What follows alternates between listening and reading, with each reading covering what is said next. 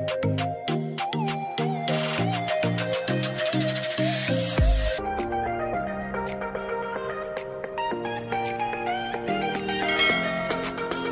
की क्लास में देखिए, प्रीवियस क्लास के अंदर हम लोगों ने डिस्कस किया था कि कैसे क्लास को अपन को डिक्लेयर करना है, कैसे उनके मेंबर फंक्शंस को अपन डिफाइन करते थे। ठीक है, किस तरह से क्लास के आउटसाइड में कैसे अपन मेंबर फंक्शंस को डिफाइन किया था, और क्लास के इनसाइड में भी कैसे मेंबर फंक्शन को डिफाइन किया था, ऑब्जेक्ट कैसे क्रिएट करते हैं, और उससे रिलेटेड कुछ प्रोग्राम्स भी अपन ने डिस्कस किए थे लास्ट क्लास के अंदर। उसी कड़ी में आगे बढ़ते हुए आज हम लोग बात कर रहे हैं, जब क्लास अपन डिक्लेयर करते हैं तो उस टाइम पे कुछ एक्सेस स्पेसिफायर का यूज अपन लेते हैं। वो एक्सेस स्पेसिफायर क्या होते हैं, कैसे वर्क करते हैं, उसके बारे में हम लोग इस पॉइंट के बारे में हम भी डिस्कस करने वाले हैं। तो देखिए, एक्सेस स्पेसिफायर वर्ड जो होता है, तो देखिए लास्ट टाइम जब अपन ने क्लास क्रिएट की तब तीन वर्ड अपन ने नॉर्मली यूज किए थे। एक था अपने पास पब्लिक, सेकंड था अपना पास प्राइवेट प्राइवेट एंड प्रोटेक्टेड। इनमें से पब्लिक और प्राइवेट के बारे में अपन ने थोड़ी सी बात की थी इसमें, कि पब्लिक जो एक्सेस स्पेसिफायर होते हैं वो क्या करते हैं, प्राइवेट वाले क्या करते हैं, और प्रोटेक्टेड वाले क्या करते हैं। इसका एक ब्रीफ इंट्रोडक्शन अपन ने लिया था। आज की क्लास में हम लोग बात कर रहे हैं कि एक्सेस स्पेसिफायर बेसिकली वर्क कैसे करते हैं, कैसे इनका यूज होता है प्रोग्राम के अंदर, वो हम लोग आज की क्लास में बात करने वाले हैं। तो देखिए, C++ access specifier are used to determining or setting the boundary of the availability of class members. Class member क्या होते हैं, आपके डेटा मेंबर्स, और मेंबर फंक्शन होते हैं उनको अपन क्या कहते हैं, क्लास मेंबर्स कहते हैं। Beyond that class, these keywords are called class specifiers, which define the accessibility or visibility level of class member. By default the class members are private. देखिए, दो चीज आई थी कि जो क्लास के मेंबर्स होते हैं, क्लास के मेंबर में क्या होंगे, एक तो आपके वेरिएबल्स होंगे एक तो क्या होंगे आपके वेरिएबल्स, और दूसरे होते हैं फंक्शंस। ठीक है, इन्हीं का दूसरा वर्ड है आपका डेटा मेंबर और मेंबर फंक्शंस कहते हैं इनको C++ की लैंग्वेज के अंदर। तो वेरिएबल और फंक्शंस जो होते हैं आपकी क्लास के अंदर, उनको उनकी एक्सेसिबिलिटी यानी उसके क्लास के बाहर उनको कौन कौन एक्सेस करे, या उनकी बाउंड्री डिसाइड करने के लिए अपन किसका यूज लेते हैं, एक क्लास एक्सेस स्पेसिफायर का। ये बेसिकली तीन टाइप के होते हैं आपके, पब्लिक फर्स्ट, सेकंड होता है आपका प्राइवेट, और थर्ड होता है प्रोटेक्टेड। पब्लिक का मतलब क्या होता है कि the members are accessible from outside the class, यानी क्लास के बाहर से भी अगर क्लास के मेंबर को एक्सेस करना है तब हम लोग कौन से एक्सेस स्पेसिफायर का यूज लेंगे, पब्लिक टाइप के एक्सेस स्पेसिफायर का। सेकंड टाइप का होता है अपने पास private. The members cannot be accessed or viewed by outside of the class. जो क्लास के आउटसाइड के जो मेंबर्स हैं वो क्या करते हैं, इन अगर आपका एक्सेस स्पेसिफायर प्राइवेट टाइप का है तो आउटसाइड ऑफ द क्लास आपको इसका एक्सेस नहीं कर सकते। और थर्ड टाइप का होता है protected. The members cannot be accessed from outside the class, however they can accessed in inherited class. देखिए, इनहेरिटेंस क्या होता है कि जब कोई क्लास होती है और उससे अपन नए क्लास डिराइव करते हैं, उसको अपन कहते हैं इनहेरिटेंस। ये कंसेप्ट अपन ने ब्रीफ में पढ़ा था जब उप्स के कंसेप्ट पढ़े थे तब।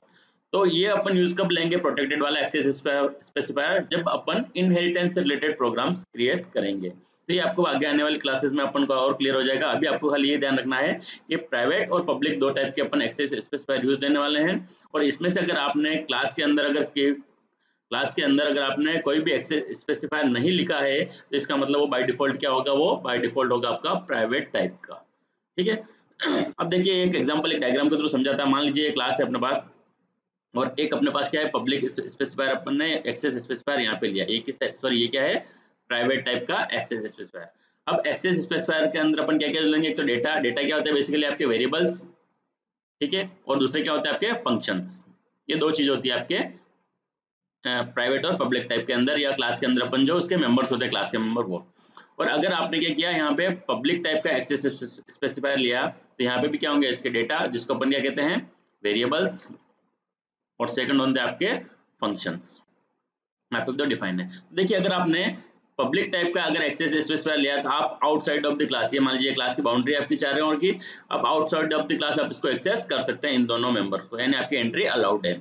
उसके बाद अगर आपने प्राइवेट टाइप का लिया तो आप बाहर से, इस क्लास के बाहर से इनको एक्सेस नहीं कर सकते, यानी नो एंट्री अपन यहाँ पे इसको लिख सकते हैं। लेकिन इसमें एक केस क्या हुआ कि जो पब्लिक टाइप का एक्सेस स्पेसिफायर है उसके फंक्शंस और डेटा वेरिएबल्स हैं वो उस प्राइवेट टाइप की क्लास के मेंबर जो आपका एक्सेस स्पेसिफायर है उनके फंक्शंस को एक्सेस कर सकते हैं। तो इस डायग्राम के थ्रू अपन समझना है कि उस क्लास के अंदर जो पब्लिक एक्सेस स्पेसिफायर के अंदर आपने क्या लिया, जो फंक्शंस बनाए हैं, जो वेरिएबल्स है, वो उसी क्लास के प्राइवेट जो डेटा मेंबर्स हैं, जो प्राइवेट एक्सेस स्पेसिफायर के डेटा मेंबर्स हैं, उनको एक्सेस कर सकते हो। आप उस क्लास के बाहर के अगर कोई मेंबर उसको एक्सेस करना चाहे तो वो पॉसिबल नहीं होगा। इस डायग्राम के थ्रू अपन ने समझा था। उसके बाद इस एग्जांपल की बात करें तो मान लीजिए हमने एक क्लास बनाई माई क्लास नाम से।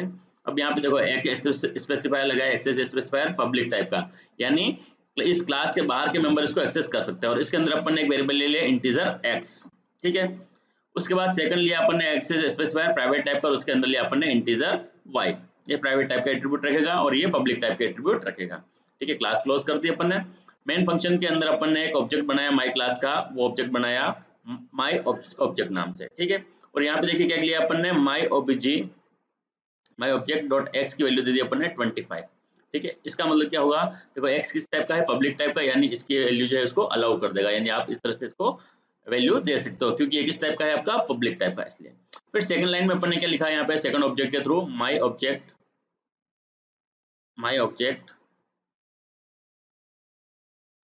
डॉट वाई इक्वल टू दे दिया यहाँ पे value 50।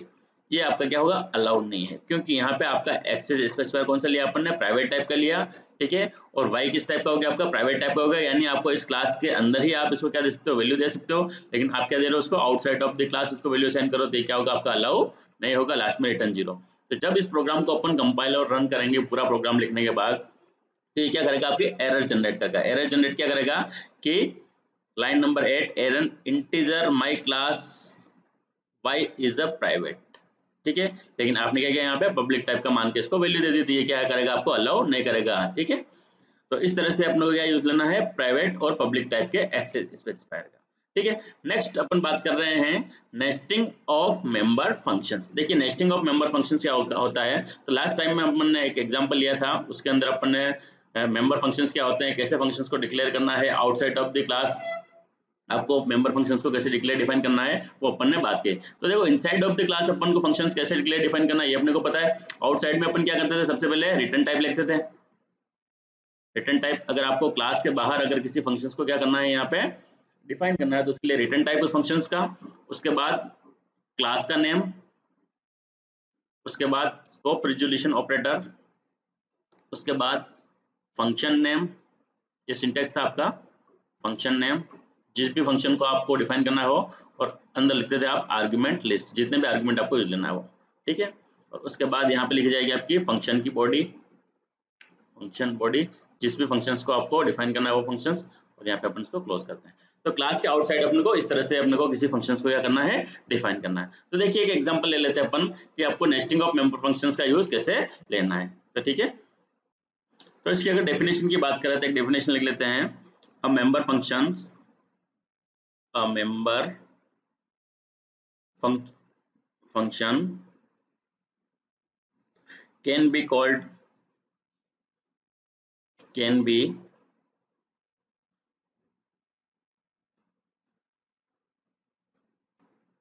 can be called by using its name, ठीक है। inside another member functions, another member function of the same class, is known as nesting of member function। यानी इसको अपन सिंपल लैंग्वेज में बात करें तो कोई भी मेंबर फंक्शन होता है वो हमेशा कॉल किससे होगा, आपका उसके नाम से कॉल होगा। लेकिन किसी दूसरे फंक्शंस के अंदर कोई एक फंक्शन और है, उसके अंदर किसी दूसरे फंक्शन को कॉल करना उसी सेम क्लास के, यानी एक क्लास के अंदर दो फंक्शंस है, एक फंक्शंस के अंदर दूसरे फंक्शन को कॉल करना कहलाता है आपका नेस्टिंग ऑफ मेंबर फंक्शंस। किसी एक फंक्शंस के अंदर सेम क्लास के दूसरे फंक्शंस को कॉल करना क्या कहलाएगा, आपका नेस्टिंग ऑफ मेंबर फंक्शंस। इसकी एग्जांपल की बात करें तो आपको और क्लियर हो जाएगा। अपन एक एग्जांपल ले लेते हैं इसका, तो चलिए एग्जांपल लेते हैं अपन। सबसे पहले अपन हेडर फाइल ले लेते हैं, तो हैश इंक्लूड हैश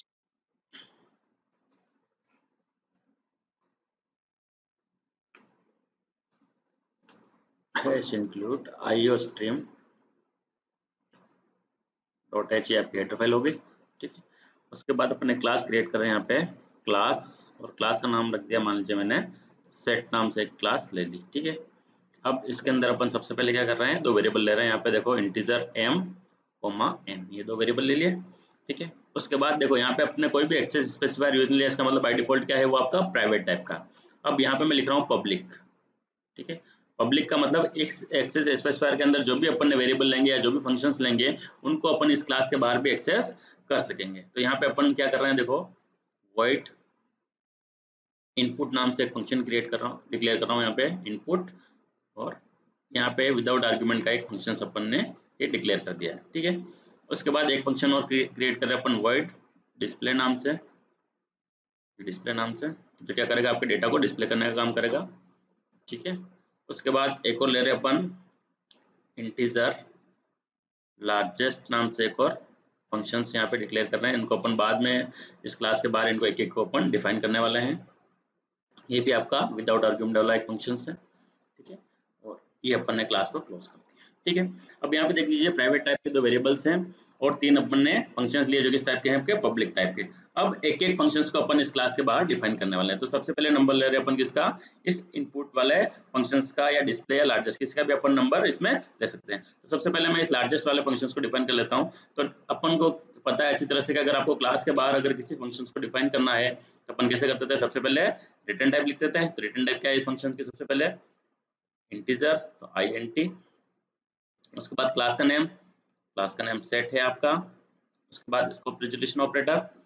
उसके बाद आगे लेते हैं अपन, क्या लेते हैं आगे, फंक्शंस का नेम। फंक्शन का नेम क्या अपने पास, लार्जेस्ट, ये ले लिया मैंने, ये लार्जेस्ट। ठीक है, अब ये क्या है, non without argument function, argument अपन ने यहाँ पे नहीं लिखा है।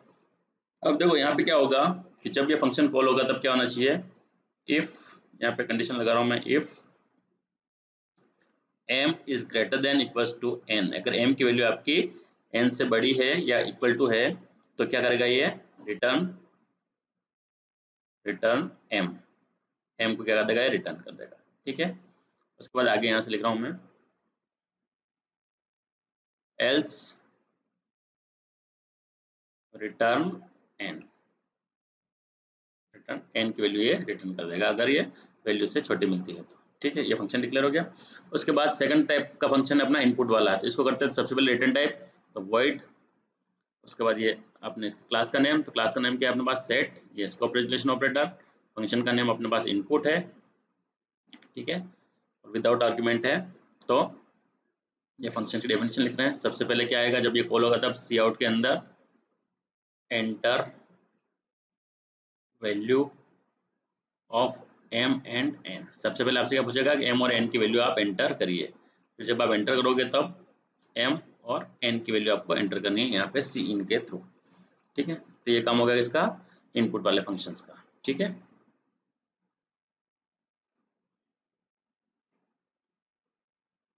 इसको तीन पार्टीशन कर देता हूँ। ठीक है, अब आगे वाला फंक्शन कौन सा बचा अपने लास्ट में, डिस्प्ले वाला। तो यहाँ पे कर रहे हैं अपन void set डिस्प्ले। अब ये डिस्प्ले फंक्शन क्या काम करेगा, जो आपकी m और n की वैल्यू है उसको डिस्प्ले करने का काम ये करेगा मेनली। तो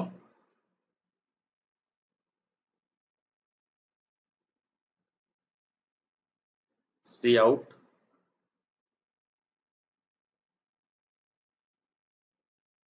द लार्जेस्ट वैल्यू इज, तो यहाँ पे कर दिया मैंने इस लार्जेस्ट नाम के फंक्शन को कॉल कर लिया इसी के अंदर। ठीक है, और यहाँ पे क्या कर दिया अपन ने, क्लोज कर दिया इस फंक्शन को। ये तो हो गया अपने पास फंक्शन की डेफिनेशन। अब सबसे लास्ट में अपन क्या करते हैं, मेन फंक्शन को अपन क्या करते हैं, डिफाइन करते हैं। तो यहाँ पे ले रहे हैं अपन इंटीजर मेन। अब सबसे पहले इस क्लास का क्या बनाएंगे अपन, ऑब्जेक्ट बना देते हैं। ऑब्जेक्ट बनाने के लिए सबसे पहले क्लास का नेम, तो सेट और ए नाम से मान लीजिए मैंने क्या बना दिया, एक ऑब्जेक्ट बना दिया। फिर ए डॉट, सबसे पहले इनपुट फंक्शन को कॉल कर लेंगे, तो ये इनपुट फंक्शन कॉल कर लिया अपन ने। उसके बाद ए डॉट डिस्प्ले,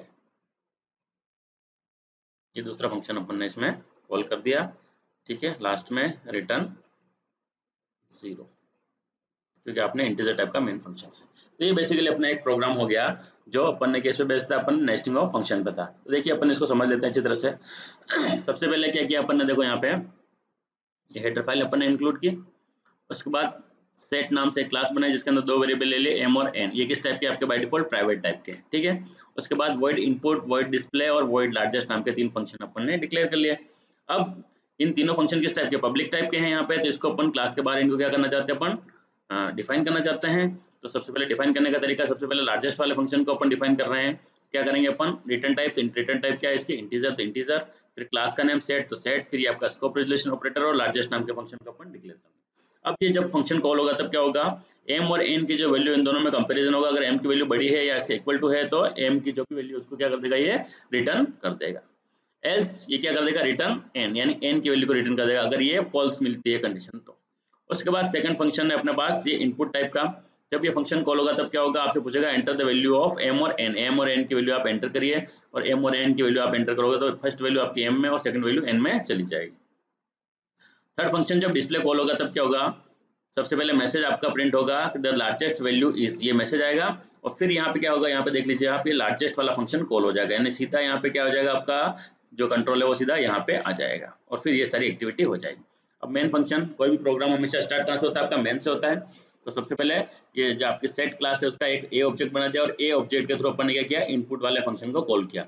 जैसे आप इनपुट वाला फंक्शन कॉल होगा तब ये फंक्शन कॉल होगा।